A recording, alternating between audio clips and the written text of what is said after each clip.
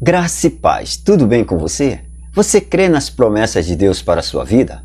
Você sabia que há 3 tipos de promessas de Deus na Bíblia? As promessas gerais, a restrita e as pessoais.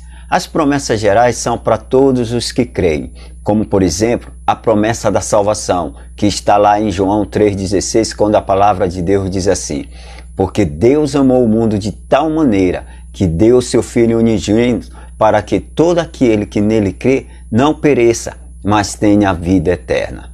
Essa é uma promessa geral que é para todos os que creem em Jesus como seu Salvador. As promessas restritas é somente para o seu povo, os justificados em Cristo. Salmo 34, versículo 7 diz: o anjo do Senhor acampa-se ao redor dos que o temem e os livra. O versículo 10 diz: os leãozinhos se necessitam e sofrem fome, mas aqueles que buscam ao Senhor, bem algum lhes faltará. Os olhos do Senhor estão sobre o justo e os seus ouvidos atentos ao seu clamor. Os justos clamam e o Senhor os ouve e os livra de todas as suas angústias. Muitas são as aflições do justo, mas de todas elas o Senhor os livra. Só no Salmo 34 nós encontramos diversas promessas restritas de Deus para o seu povo: proteção, livramento, atenção e provisão. Já as promessas pessoais, elas estão relacionadas para nossas vidas, em particular com o que Deus tem a tratar com cada um de nós, na individualidade. Tão importante quanto ter a ciência dessa promessa é não sermos privados delas, porque embora as promessas já estejam garantidas, mas corremos o risco de sermos privados delas. E hoje eu quero falar com você justamente sobre isto: privado da promessa, baseado em Deuteronômio 32, 51 e 52, quando a palavra de Deus diz assim: porquanto pecaste contra mim no meio dos filhos de Israel, junto às águas de Meribá de Cádiz, no deserto de Zim, pois não me santificaste no meio dos filhos de Israel. Pelo que verás a terra diante de ti, porém lá não entrarás na terra que eu dou aos filhos de Israel. Moisés é uma grande referência de liderança na Bíblia. Foi um dos maiores líderes que o povo de Israel já teve e que tinha como missão tirar o povo de Israel do cativeiro do Egito e conduzi-lo à libertação e à posse da terra prometida.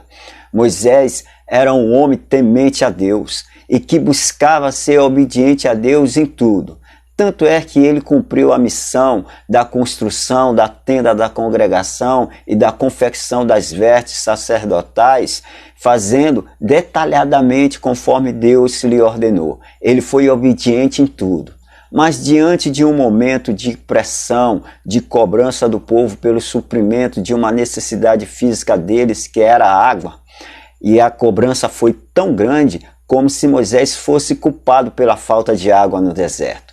Diante dessa pressão da cobrança do povo, ele cometeu um ato falho. Ele não glorificou a Deus quando o Senhor ordenou que ele falasse à rocha para extrair água dela diante do povo. Números 20, 10, 12 registra esse acontecimento. Moisés e Arão reuniram a congregação diante da rocha e Moisés disse: ouvi agora, rebeldes, porventura tiraremos água dessa rocha para vós? E Moisés levantou a mão, feriu a rocha 2 vezes com a sua vara e saiu água copiosamente e a congregação bebeu e os seus animais. Pelo que o Senhor disse a Moisés e Arão: porquanto não me creste a mim para me santificar diante dos filhos de Israel, por isso não introduzireis esta congregação na terra que lhes dei. Moisés, levado pela pressão da cobrança do povo, ele acometeu um ato de prevaricação diante de Deus. E por isso ele foi privado da promessa de adentrar na terra prometida. Podemos comparar essa experiência de Moisés como daquele goleiro de futebol que passou o jogo todo fazendo defesas importantes durante toda a partida, mas no fim do jogo pega um gol frango. A diferença entre o goleiro e Moisés é que toda a partida do goleiro vai por água abaixo. Tudo que ele fez no jogo é esquecido pela torcida. Diferente de Moisés, que seus esforços e as suas obras nunca foram esquecidas por Deus nem pelo povo de Israel. Mas isto lhe custou algo muito caro: a privação da promessa, que era o que ele mais queria, adentrar na terra prometida. Tanto é que ele rogou ao Senhor e Deus não lhe deixou entrar, não lhe atendeu. Deuteronômio 3, 23 a 28, ele diz: também roguei ao Senhor nesse tempo, dizendo: rogo-te que me deixe passar para que veja a boa terra que está além do Jordão, essa boa região montanhosa e o Líbano. Mas o Senhor indignou-se muito contra mim por causa de vocês e não me ouviu. Antes me disse: basta, não me fale mais nisto. Sobe ao cume do Pisga e levanta os olhos para o ocidente, para o norte, para o sul e para o oriente, e contempla com os teus olhos, porque não passarás este Jordão. Mas dá a ordem a Josué, anima-o, fortalece, porque ele passará diante deste povo e o levará a possuir a terra que tu verás. Por mais que Moisés desejasse tanto adentrar a terra prometida, mas o Senhor já tinha decidido que ele não entraria, e que Josué adentraria a terra com o povo, e que ele não insistisse mais no assunto. Essa experiência de Moisés nos traz uma lição muito importante, que não devemos permitir que as pressões da vida venham tirar a nossa estabilidade emocional e espiritual, para que não sejamos impedidos de glorificar a Deus e sermos privados das suas promessas em nossas vidas. Pois muitas das vezes somos tentados a cedermos às pressões em momentos de tensões e querer agir pelo impulsos e emoções se refletir nas consequências que as nossas ações precipitadas nos trarão diante de Deus em relação às suas promessas para nossas vidas. Às vezes é nos momentos de tensões e pressões que agimos pelo imediatismo, e em situações de afrontas e provocações queremos responder à altura, sem pensar nas palavras. Em Provérbios 18:3 diz: responder antes de ouvir é estultícia e vergonha. E por muitas das vezes agimos assim, nos comportando como tolo, respondendo aos tolos. Provérbios 26:4 diz: não respondeis ao tolo segundo a sua estultícia, para que também não te faça semelhante a ele. Deveríamos nos preservar de tais comportamentos diante dessas situações. Às vezes é o marido ou a esposa que querem pagar a traição com a mesma moeda, de forma vingativa, e não atento para a palavra de Deus, quando ela diz lá em Provérbios 20:22, não diga: vingar-me-eis do mal, espera pelo Senhor e ele te livrará. Romanos 17:21 ele diz: ninguém torneis mal por mal, procurai as coisas dignas perante todos os homens, e se for possível, quanto depender de vós, tende paz com todos os homens. Não vos vingueis a vós mesmos, amados, mas dá lugar à ira de Deus, porque está escrito: minha é a vingança, eu retribuirei, diz o Senhor. Antes, se o teu inimigo tiver fome, dá-lhe de comer. Se tiver sede, dá-lhe de beber, porque fazendo isso, amontoarás brasas de fogo sobre a sua cabeça. Não te deixe vencer do mal, mas vence o mal com o bem. Tem pessoas que, em momentos de confrontos e provocações, eles querem agir pelo impulso da ira. E quanto a palavra de Deus nos adverte como nós devemos agir em momento de ira. Em Efésios 4:26 ele diz: irai-vos e não pequeis, não se ponha o sol sobre a vossa ira, não deis lugar ao diabo. Nesses momentos, essas pessoas acabam esquecendo de observar e colocar em prática os princípios da palavra de Deus.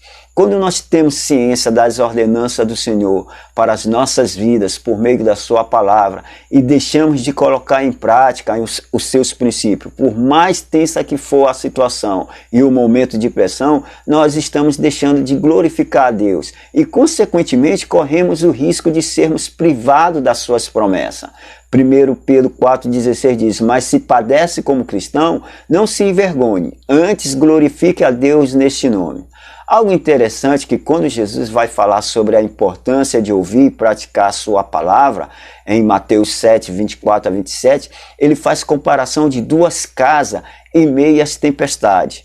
Pois é justamente em meio às tempestades da vida e diante das pressões que venham com elas, é que devemos observar e praticar a palavra de Deus. E é justamente nesse momento que as pessoas têm mais dificuldade de praticá-la. Há 3 virtudes do cristão que são trabalhadas em situações nas suas vidas, em meio às aflições e pressões. São elas: a esperança, a paciência e a perseverança. Romanos 12:2 diz: alegrai-vos na esperança, sede paciente na tribulação e perseverai na oração. Para nós nos alegrarmos na esperança diante de situações desesperançosas, precisamos colocar nossa esperança em Cristo. E em meio às tribulações, que precisamos exercitar paciência, para não agirmos nem tomarmos decisões baseadas nas emoções e sobre as pressões. A perseverança na oração demonstra a nossa fé, a nossa confiança e dependência diante de Deus. A nossa esperança é Cristo e devemos nos alegrar nele, pois nele está o cumprimento de todas as promessas de Deus para nossas vidas. Segundo Coríntios 1:20 diz: pois tantas quanto forem as promessas de Deus, nele está o sim. Portanto, é por ele o amém, para a glória de Deus por nosso intermédio. E se em Cristo está o cumprimento de todas as promessas de Deus em nossas vidas, então precisamos obedecer a sua palavra e aceitá-lo como nosso único e suficiente Salvador para não sermos privados das suas promessas em nossas vidas. Que Deus, o Senhor, nos abençoe, nos levando a obedecer a sua palavra em nossas vidas para que não sejamos privados das suas promessas. Nos ajude a proclamar a palavra de Deus, compartilhando essa mensagem. E se inscreva em nossos canais Momento Feliz 10 e Teodomiro Oliveira, no YouTube, na Chanflix e na Odiz, deixando o seu like para as plataformas referenciarem essa mensagem para outras pessoas. E acione o sino das notificações para você ser avisado das novas postagens. E curta nossas mensagens na plataforma do Kawai. E nos siga no Instagram, Teodomiro Oliveira. Que Deus assim te abençoe e te guarde. O Senhor faça resplandecer o seu rosto sobre ti e tenha misericórdia de ti. O Senhor levante o seu rosto sobre ti e te dê a paz. Que Deus assim te abençoe.